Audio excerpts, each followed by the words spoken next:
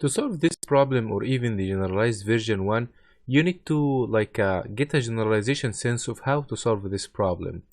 So in terms of the code, I start by reading the code in the depth, row type, columns type. These are what we are sure, and then the remaining. Based on the type, if we are 1, then we expect the remaining to be 3 items. If otherwise, we expect a single item, the index. Now, to convert it, first of all, focus on solving the index. Once you solve the index 1, then the second one is just, as we learned, matter of division and modulus. So let's go back to the index 1. Remember, in the 2D case, when I have a position like I and j, we said that I times the columns plus j. Why? Because every I corresponds to a complete row, right? That's what, and every row is just columns, the number of items. So the idea here is very here is the part that we did before. The current row times the length of the row plus the current column. This one was the way that we did it here. Now, if we are at depth, now the depth is, if you are at depth 1, what does it mean? At depth 1, it means there is a complete 2D grid that has been done.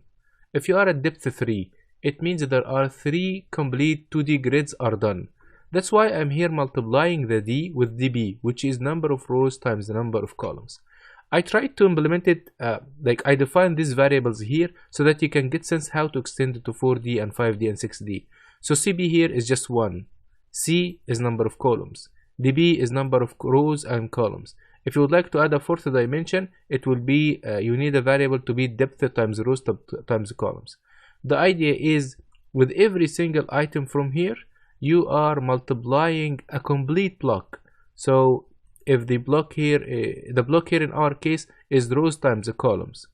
Because if you are in depth 4, it means that there is a 0, 1, 2, 3. It means that there are 4 blocks are completely done.